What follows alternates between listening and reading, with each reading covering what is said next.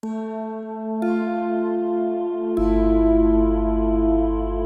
Witch of Endor is an enigmatic character for her role as a fortune teller with the first king of Israel, Saul. For both Judaism and Christianity and pagan spiritual practices, the Witch of Endor is an important legend that comes from the Old Testament. The dialogue that monarch Saul had with the late Samuel, the last judge of Israel, has generated great controversies throughout history. Church elders and some modern Christians have debated the theological questions raised by this story, which appears at first glance to claim that it is possible for humans to summon the spirits of the dead through magic. In this video, you will discover the untold story of the Witch of Endor, and we will answer the question that many ask. Was it Samuel or a demon who spoke to Saul? The biblical account does not identify his name as such, while the rabbinic midrash maintains that he was called Zephaniah. The Bible describes her as the fortune teller of Endor. The city of Endor is mentioned in the Bible as belonging to the tribe of Manasseh, located in the north of Israel. The fortune teller of Endor had been prepared at an early age to work as a fortune teller and in this way generate income. Some scholars consider her the most influential witch of the Old Testament because of the demonic connection she had with her master Satan. Under this context, King Saul appears, who at the end of his days made a bad decision which led to a tragic end with his children. The monarch's government was characterized by a lack of obedience to God, which is why it led him to lose the throne. Saul, terrified at the imminent attack of the Philistine army and not knowing what to do, consulted Jehovah, and Jehovah did not answer him because the monarch sought God based on his own interest but did not humble his heart. And so it was that he sneakily resorted to consulting a fortune teller, despite the fact that he himself had previously ordered all charmers and fortune tellers to be expelled from the country. In the first book of Samuel, chapter 28, verse 8 onwards, it tells us, "So Saul disguised himself, putting on other clothes, and at night he and 2 men went to the woman. 'Consult a spirit for me,' he said, 'and bring up for me the one I name.' But the woman said to him, 'Surely you know what Saul has done. He has cut off the mediums and spiritists from the land. Why have you set a trap for my life to bring about my death?' Saul swore to her by the Lord, 'As surely as the Lord lives, you will not be punished for this.' Then the woman asked, 'Whom shall I bring up for you?' 'Bring up Samuel,' he said. When the woman saw Samuel, she cried out at the top of her voice and said to Saul, 'Why have you deceived me? You are Saul.' The king said to her, 'Don't be afraid. What do you see?' The woman said, 'I see a ghostly figure coming up out of the earth.' 'What does he look like?' he asked. 'An old man wearing a robe is coming up,' she said. Then Saul knew it was Samuel, and he bowed down and prostrated himself with his face to the ground. Of course, they concluded that that figure was Samuel. Then that human figure responded as if he were Samuel, because demons can impersonate or imitate a person. Saul had opened himself widely to the influence of Satan, and it entered into his person. Let's continue reading the biblical story. Samuel said to Saul, 'Why have you disturbed me by bringing me up?' 'I am in great distress,' Saul said. 'The Philistines are fighting against me, and God has departed from me. He no longer answers me either by prophets or by dreams. So I have called on you to tell me what to do.'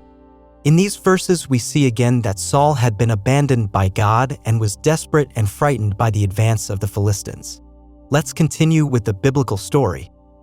Samuel said, 'Why do you consult me now that the Lord has departed from you and become your enemy? The Lord has done what he predicted through me. The Lord has torn the kingdom out of your hands and given it to one of your neighbors, to David. Because you did not obey the Lord or carry out his fierce wrath against the Amalekites, the Lord has done this to you today. The Lord will deliver both Israel and you into the hands of the Philistines, and tomorrow you and your sons will be with me. The Lord will also give the army of Israel into the hands of the Philistines.'" Some biblical commentators claim that God did indeed allow Samuel to speak to Saul, citing his sovereign and permissive will. This explanation cannot be sustained, nor is it compatible with the rest of the scriptures.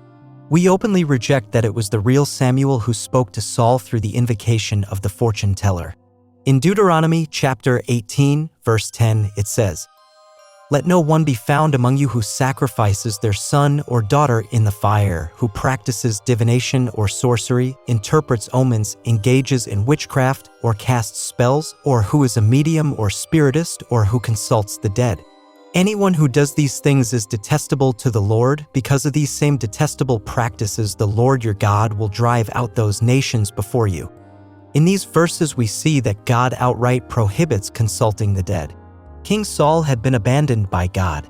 As far as he was concerned, heaven remained silent, and so Saul went to hell.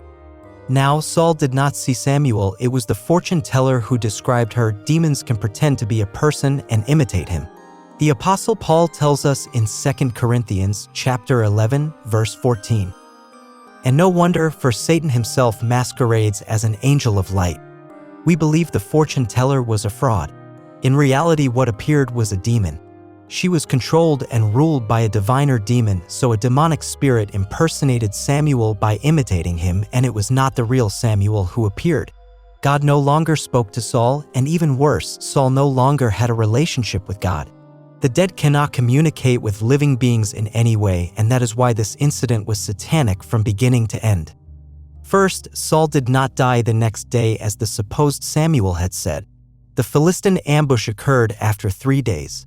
In this case, the prophecy spoken by the supposed Samuel was false. Second, Saul could not be with Samuel after his death because Saul was separated from God and committed suicide himself. Let's read in the first book of Samuel, chapter 31, verse 4 onwards. Saul said to his armor-bearer, "Draw your sword and run me through, or these uncircumcised fellows will come and run me through and abuse me." But his armor-bearer was terrified and would not do it, so Saul took his own sword and fell on it. When the armor-bearer saw that Saul was dead, he too fell on his sword and died with him. Saul had sinned against Jehovah for having consulted the fortune teller instead of consulting Jehovah.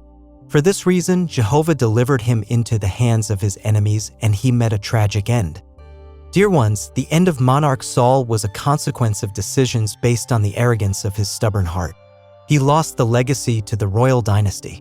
God gave him many opportunities to make amends for his faults, but he persisted in disobedience. Therefore, we should not be confused. God would not submit to making truces with Satan. Let us notice that while Saul sought a word from God through the prophets, God was silent because of his unrepentant heart. So how then would he allow her to receive his word through a fortune teller? This is contradictory to the character of God and his word. Therefore, Saul did not speak with Samuel, but with some demon, and note the imprecision of his prophecy. Satan has always been characterized by lies mixed with certain truths to generate confusion, and God is God of absolute truth. Brothers, remember that the practice of invoking the dead or consulting the future through any means is not profitable and will not give good results to our lives, since it is not endorsed by God. Our true responsibility is to pay attention to our present and how we are cultivating our relationship with God on a daily basis. When we depend on God, the future will not be something that worries us. Rather, there is complete certainty that God will sustain our future. And so we are reaching the end of this video. We hope that this information is a great blessing for your life. In case you have forgotten, I remind you that you are a very valuable and important person. Smile, God loves you very much, and without further ado, now I say goodbye, and it will be with me until the next video.